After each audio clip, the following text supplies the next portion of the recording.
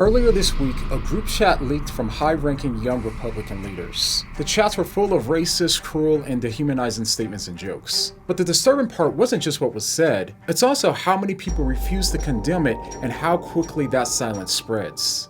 On October 14th, Politico published nearly 3,000 leaked Telegram messages from young Republican leaders across multiple states. The messages were from about a dozen leaders, including one state senator and a senior Trump official, with the chat containing over 251 slurs. Now, when the story broke, the messages were indefensible. They were racist, anti-Semitic, and violent.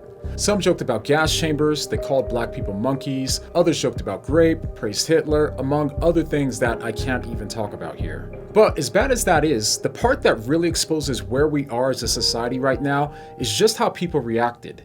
Alan Rosen tweeted out, "Our future is bright." And not only am I okay with what was said in the group chat, those messages have my full endorsement. There were also several other endorsements from Proud Boy members, some groypers, and so on. But this sort of stuff has sadly grown more common today, especially on places like X. So what was shocking was not really how many people defended the chats, but how many people refused to condemn them.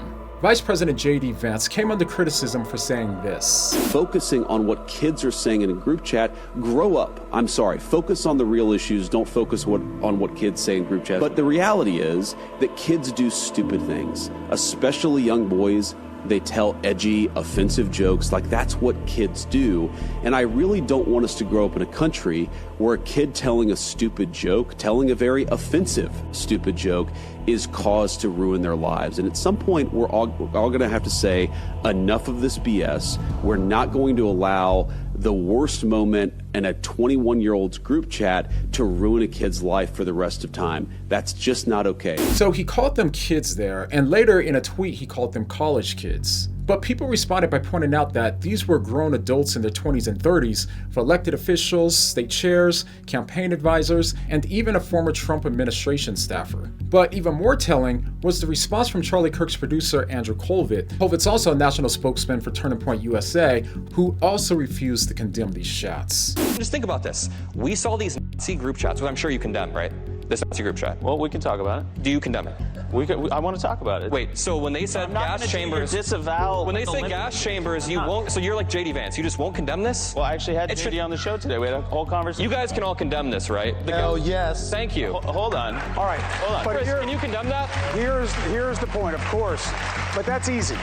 What I'm For him, you know what? So why did Andrew refuse to condemn these things that seemed obviously wrong? Well, a lot of people interpreted that as he agrees with what was said in the chats. But what seems more probable to me is that he knew that by doing so, he would be accused of betraying his tribe, as has been the case for those who did condemn the chats. For example, the Indiana chapter of Young Republicans National Federation, they posted a lengthy statement on X saying that they unequivocally denounced the chats. And in the comments, they were called cowards and pearl-clutchers by those in their own movement for daring to condemn the chats. And this is similar to so many instances on the left, like how the college campus presidents refused to flatly say that calling for the genocide of Jews violated conduct codes categorically. For the people that came out condemning this were also met with charges of coddling the right.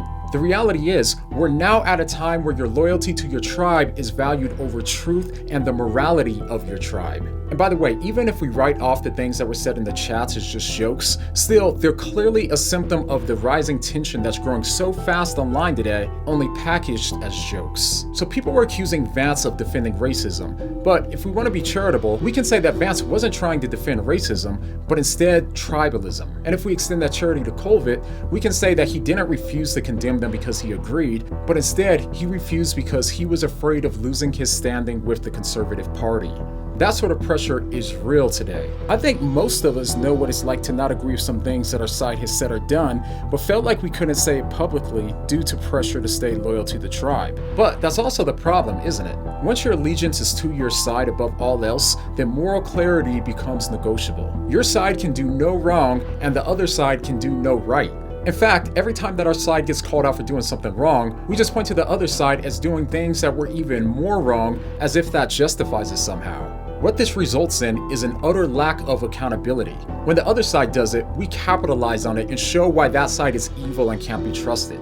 But when our side does it, we either ignore it, downplay it, or we say other reasons for why it's different when we do it. We're justified in doing it. At the end of the day, we can accuse the other side of being hypocritical, but in reality, both sides have become moral hypocrites. But this is where Christians can be marked by how different we look than the rest of the world. Our ultimate allegiance shouldn't be to any earthly tribe. Jesus broke down tribal barriers to show us that none of us are greater than the people that we condemn. And when our loyalty is to Him first, this allows us to be free to look at these situations more objectively. We're not just free to call out the other tribe when they do something wrong, but we're also free to call out our tribe when they do something that we know is wrong. But you have to note that in doing so, this is where we really see the cost of following Christ. It doesn't take bravery to complain and yell about how evil the other side is. What really takes bravery is to say the same thing to the people that are inside of your tribe. As a result, we may be pushed out for doing so, and we may lose some support, but we won't lose our soul in the process. We can relax in knowing that our place with God isn't earned by loyalty points or likes or party lines. It's secured only in Christ, who was rejected by every earthly tribe and still told the truth anyway. So when we really choose to follow Christ, we might be rejected as well, but that's okay. We can choose to either please God or to please man. So just remember, this world and all of its earthly kingdoms are passing away. But as Jesus said, His kingdom is not of this world, and therefore it will never pass away. So when everyone else is trying to prove their loyalty to a tribe, we get to prove something else, that righteousness is not partisan, and that courage still exists, not because we're brave, but because He already bore the cost of rejection for us. The only question is whether we actually believe that, because if we do, then we'll stop being afraid to tell the truth to our tribe, even when it's hard. Alright, thanks so much for making it to the end of this video. Now, we're building something bigger than just a YouTube channel here. We're building a nonprofit that helps more creators speak truth with grace. And if that's a mission that matters to you, then you can support our mission down below at the link in the description. It means more to us than you know. Alright, thanks for watching. See you guys next time.